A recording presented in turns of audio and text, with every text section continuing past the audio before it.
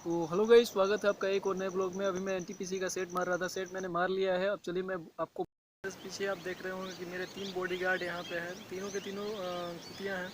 और आपका ये हमारा खेत है, धान का खेत। और ये हरियाली पूरी धान के खेत की है। और ये हमारा बाजरे का खेत है।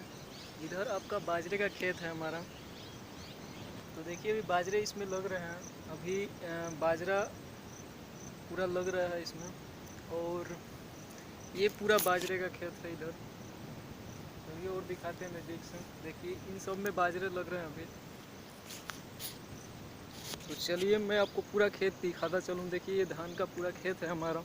तो गाइस, जैसे कि आप सभी को पता होगा कि रेलवे की भी वैकेंसी कुछ आने वाली है। तो देखिए कब तक आता है। तो मैं उसी से रिलेटेड सेट वगैरह मार रहा था।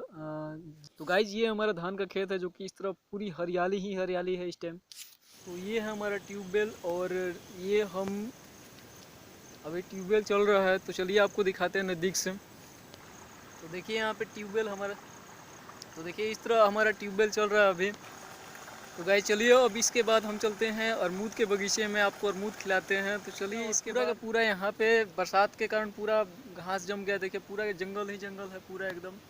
और इसमें बहुत सारे सांप भी रहते हैं। तो आप ध्यान रखें कि कहीं भी आजकल जो भी बरसात के दिनों में आप जाएँ तो बरसात में आप सांप वगैरह से थोड़ा सा ध्यान रखें, क्योंकि ज़मीन पे जो भी सांप वगैरह काफ़ी मतलब के भी रहते हैं।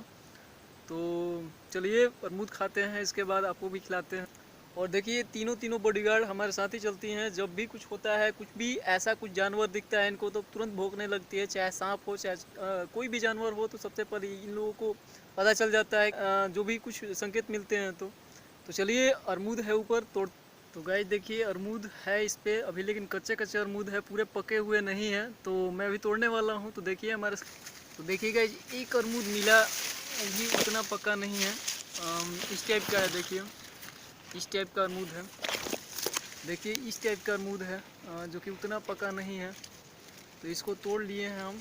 और तोड़कर यहीं पे काट कर दिखाते हैं कैसा है। ठीक ठाक है, उतना पका नहीं है, फिर भी ठीक ठाक है। तो चलिए अब नीचे उतरते हैं, क्योंकि पेड़ काफ़ी छोटा है। चलिए फाइनली मैं उतर चुका हूँ अमरूद के पेड़ से। और अमरूद भी तोड़ लिए हैं। एक ही अमरूद था जो कि उतना ढंग से पका हुआ नहीं था। फिर भी अब बरसात के दिनों में पूरा अमरूद पक जाता है तो उतना मीठा नहीं लगता है, और उसमें कीड़े वगैरह भी हो जाते हैं। तो ध्यान रखें कि बरसात में कीड़े वगैरह देख कर अमरूद खाएं। चलिए नेक्स्ट आगे देखते हैं आगे के पेड़ों पर अमरूद है कि नहीं। तो गाइज एक अमरूद का पेड़ ये है। और ये देखिए हमारी कुतिया शिकार की तलाश करती हुई ये आगे आगे चलती हैं, जो भी तीनों के तीनों।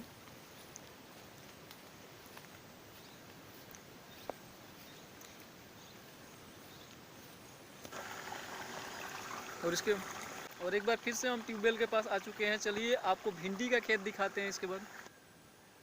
तो ये है हमारे भिंडी के खेत टोटल के टोटल। और ये टोटल इस पे भिंडी लगे हुए हैं।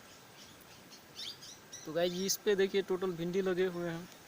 और गाइज इस पौधे का नाम क्या है आपको बताना है कमेंट बॉक्स में, कि इस पौधे को क्या कहते हैं। देखिए इसके फल भी हैं, आप चाहें तो इसके फल भी खा सकते हैं। और इसका दाल में यूज होता है ख़ास तौर पे।